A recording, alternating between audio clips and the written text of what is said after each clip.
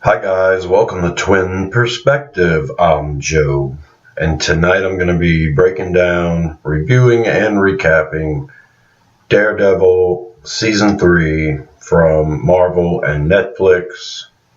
I will do a non-spoiler breakdown, and then a little later on have some spoilers so I can be a little more specific with my criticisms. So, before I talk about Daredevil Season 3, I'd like to let you guys know I am a fan of comic book heroes. I am a fan that wants to see all of the productions, whether it be TV or movies.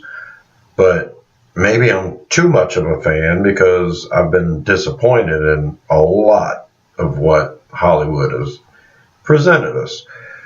Now, as far as the Netflix series goes, this is how I feel about them. That way you can know what I'm talking about for Season 3 of Daredevil.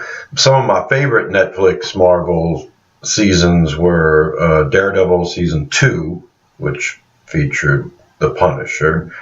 The first season. I liked Luke Cage the first season better than the second season. I liked Iron Fist the first season better than the second season.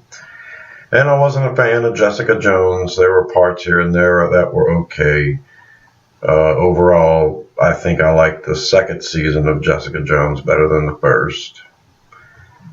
And Daredevil Season 2, then Season 1, and then this one.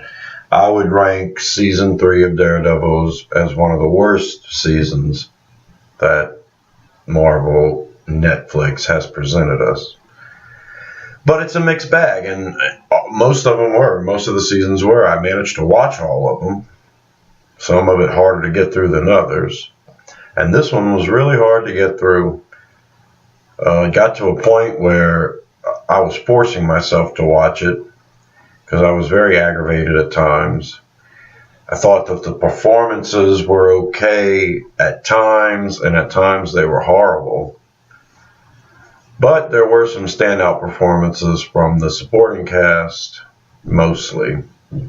And the last 3 episodes kind of saved the whole thing.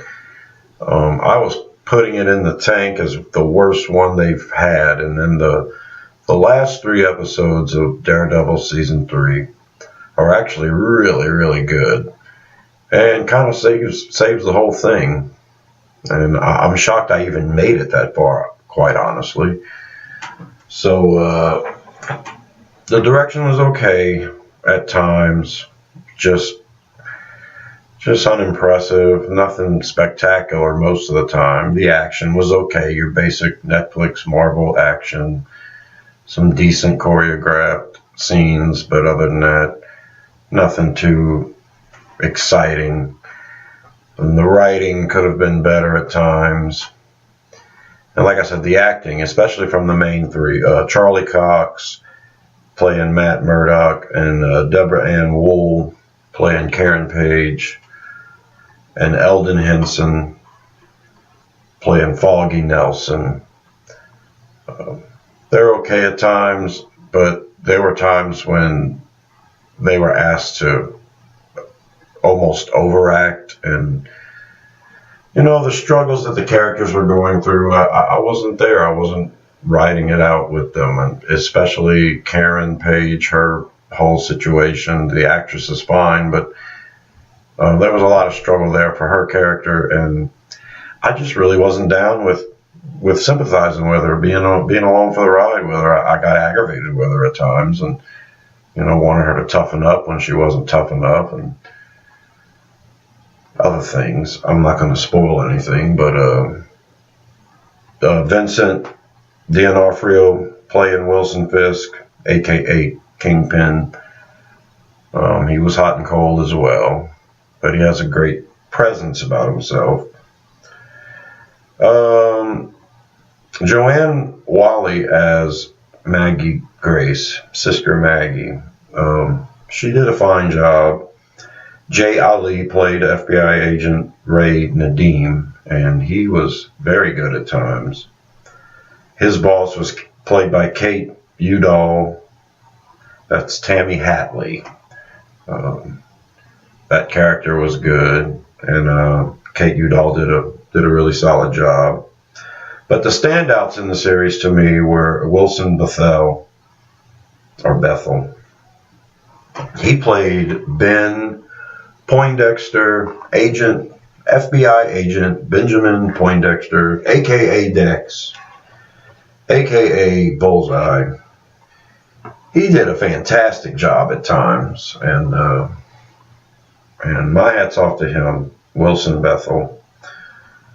I thought he did a great job, and I thought that character was the one that kept my interest the most when they were exploring his situations. And then the other actress, Ayelet Zur, she played Wilson Fisk's love interest, Vanessa Mariana.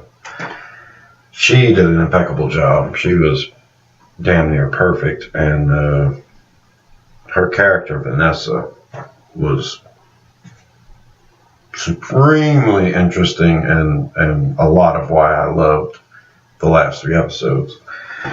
So Jennifer Lynch directed an episode 9, entitled Revelations.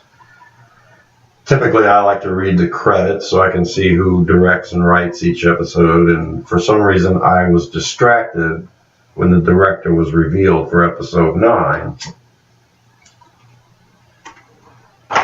About 10 minutes into it, I thought, I need to stop and rewind it and see who directs this, because some things had happened direction-wise that I was, grooving on, but I didn't. And then about halfway into it, I was like, oh yeah, this is definitely Jennifer Lynch. This has to be Jennifer Lynch. It was just something about the way the scenes were folding out. Episode 9, Revelations. There is a big revelation in it, and when that happens, that scene, I was like, man, this looks like Jennifer Lynch to me. It really does. But sadly, right after that episode was episode 10, which was called Karen. And at that point, my biggest problem with the series was Karen's character, and for us to have a whole episode based on her past and stuff after I was so uninterested to begin with, it really slammed the brakes on the season. At that point, I thought, this is the worst one ever. But then 11, 12, and 13 finishes it off, and those were really good, especially 11 and 12. Those are worth watching that series for, actually, if you can make it through the first 9. So that's my spoiler-free breakdown. Overall, I would give it a 4 out of 10. And those 3 episodes really helped elevate it, because otherwise, like I said, it'd probably be my least favorite season out of Marvel Netflix. So, there you go. Now's my more of a recap and spoiler-filled stuff. So tune out if you don't want to hear spoilers. Subscribe to Rosenfield 10, and you can get more reviews like this. What bothered me the most about Daredevil Season 1 was that he was really a rookie at being a hero, and every time he'd go out and try to do something, he'd get his ass kicked. Okay? And he spent almost the entire season bleeding out. Okay? To me, that's just not compelling for me when I'm watching a superhero movie, to see the superhero get his ass kicked over and over. I know there's supposed to be drama and all involved in it, okay, but whatever. So that bothered me, and the weakness of Karen at times bothered me. Season 2 was much better.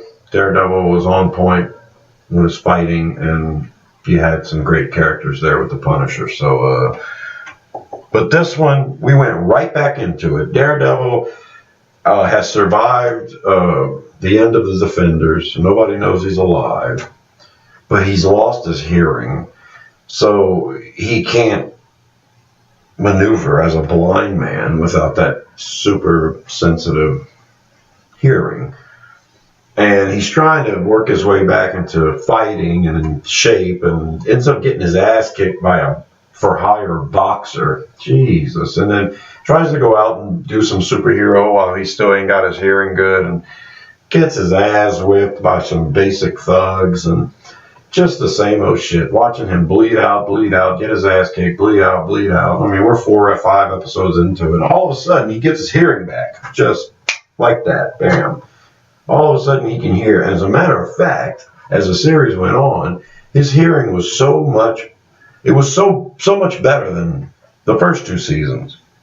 There was, they addressed that super hearing of his before, but they did it in a better way in this season, which made me think, wow, it's better than ever. So maybe he should get blown up more often, because, God, it was just painful to watch the first few episodes, and then after that, he's got it all going on, but still gets his ass kicked by the guy that makes the suits and by Bullseye. I mean, Dex kicked his ass every time.